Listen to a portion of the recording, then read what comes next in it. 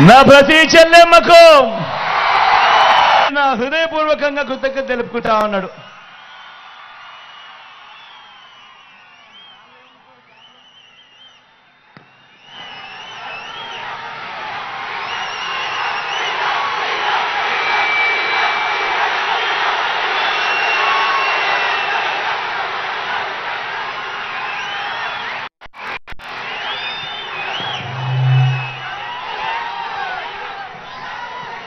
జరగబోయే ఎన్నికలు కేవలం 3 రోజుల్లో జరగబోతా ఉన్నాయి. కురుక్షేత్ర మహాసంగ్రామం.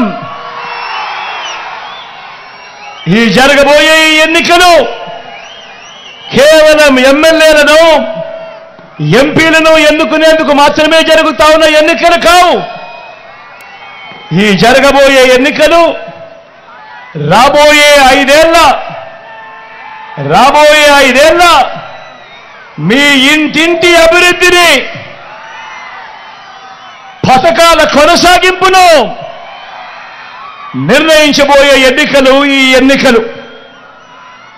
జగన్కు ఓటు వేస్తే పథకాలన్నీ కొనసాగింపు, మళ్ళీ ఇంటింటి అభివృద్ధి.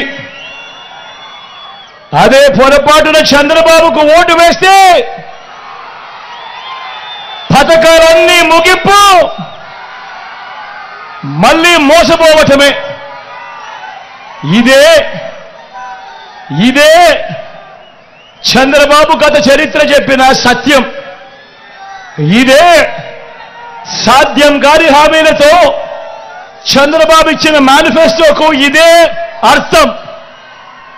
ప్రతి ఒక్కరూ కూడా ఈ విషయాన్ని గుర్తుపెట్టుకోమని, జ్ఞాపకంలో పెట్టుకోమని మీ అందరితో కూడా సవినయంగా మనవి చేస్తా ఉన్నా.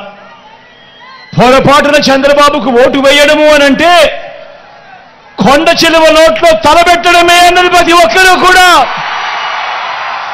గుర్తుపెట్టుకోమని మీ అందరినీ కూడా కోరుతా ఉన్నా.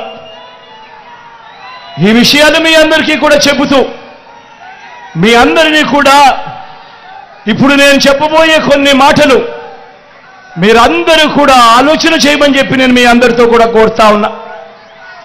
గత 59 నెలలుగా మీ బిడ్డ పాలనలో చరిత్రను ఎప్పుడూ చూడని విధంగా, గతంలో ఎప్పుడూ జరగని విధంగా మీ బిడ్డ పాలనలో మొట్టమొదటిసారిగా ఏకంగా 2,70,000 కోట్ల రూపాయలు, మళ్ళీ చెప్తా ఉన్నాను, ఏకంగా 2,70,000 కోట్ల రూపాయలు వివిధ పథకాలకు మీ బిడ్డ 130 సార్లు బటన్ నొక్కాడు. 130 సార్లు మీ బిడ్డ బటన్ నొక్కి నా అక్క చెల్లెమ్మల ఖాతాలకే, నా అక్క చెల్లెమ్మల చేతికే మీ బిడ్డ బటన్ నొక్కడం,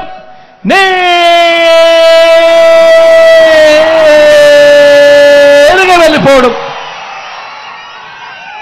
ఎక్కడ లంచాలు లేవు, ఎక్కడ వివక్ష లేదు. మీ బిడ్డ బటన్ నొక్కడం, నేరుగా నా అక్క చెల్లెమ్మల కుటుంబాలకు నేరుగా వెళ్ళిపోవడం. నేను అడుగుతా ఉన్నా, గతంలో ఎప్పుడైనా జరిగిందా ఈ మాదిరిగాని? మీ బిడ్డ రాక మునుపు, మీ బిడ్డ పాలనకు మునుపు ఈ మాదిరిగా బటన్లు నొక్కడం, నేరుగా నా అక్క చెల్లెమ్మల కుటుంబాల ఖాతాలోకే, వాళ్ళ చేతికే నేరుగా వెళ్ళిపోవడం గతంలో ఎప్పుడైనా జరిగిందా అన్నది ప్రతి ఒక్కరిని కూడా ఆలోచన చేయమని కోరుతా ఉన్నా మీ అందరితో కూడా. ఏకంగా గతంలో ఎప్పుడూ చూడని విధంగా ఏకంగా 2,31,000 ప్రభుత్వ ఉద్యోగాలు మీ బిడ్డిచ్చింది 59 నెలల పాలనలో. మన రాష్ట్రం విడిపోయిందా? మన రాష్ట్రం వచ్చిన తర్వాత దశాబ్దాలుగా మీ బిడ్డ పాలన వచ్చే వరకు రాష్ట్రంలో 4 లక్షల ఉద్యోగాలుంటే మీ బిడ్డ ఈ 59 నెలల కాలంలోనే మరో 2,31,000 గత చరిత్రలో ఎప్పుడూ జరగని విధంగా ఈ 59 నెలల కాలంలో మీ బిడ్డ ఇచ్చిన ఉద్యోగాలు ఏకంగా మరో 2,31,000 ఉద్యోగాలు ఇచ్చాడు అని కూడా సగర్వంగా తెలియజేస్తా ఉన్నా.